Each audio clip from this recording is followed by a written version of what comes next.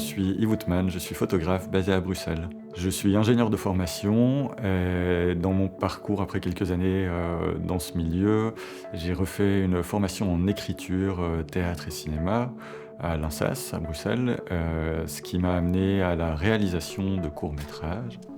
Et puis, je suis devenu papa et avec tout ça, j'ai redirigé ma pratique vers la photographie. Et en parallèle, je suis allé à l'Académie de photo de Molenbeek, dans l'atelier de Nicolas Clément. Ma photographie, aujourd'hui, elle a deux axes principaux.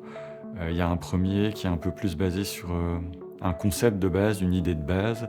Il y a par exemple une série que j'avais fait sur un peu la domination masculine à travers les âges, où avec ma compagne, on s'était déguisés. J'aime beaucoup les déguisements et les costumes. Ou alors, il y a aussi dans ces idées de concepts, il y a un travail qui m'intéresse toujours sur la représentation de soi dans l'espace public. Et cette idée m'a amené à aboutir à la série Quand le peu importe, où là, je suis parti d'une personne qui, avec un accessoire anodin, se transforme. Il devient différents personnages. Et on balaye le spectre de l'homme vers la femme. Et puis il y a tout un autre ensemble de photographies qui est plus intime, je dirais. C'est des images qui sont prises au fur et à mesure de mon quotidien, en tant que papa, en tant que juste personne. Je prends beaucoup de photos de mes enfants, mais aussi des choses qui m'interpellent.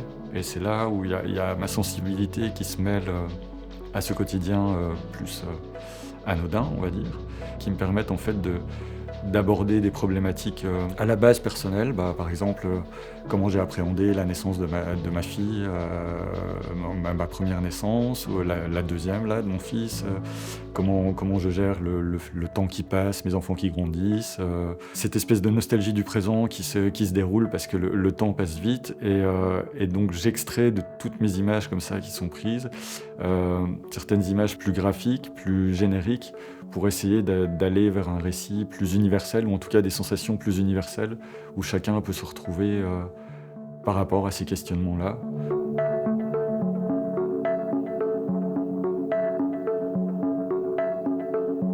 J'aime beaucoup faire travailler mon spectateur, en fait.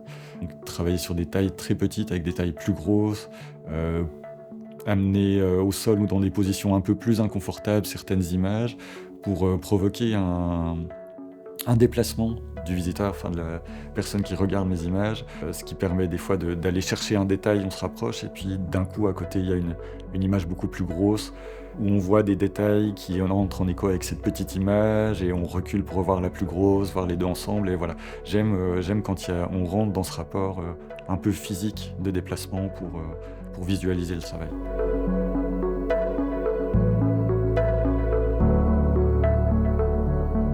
J'aime beaucoup les images purement graphiques, mais j'aime aussi beaucoup la narration. Je pense que ça vient de ma formation à la base en écriture.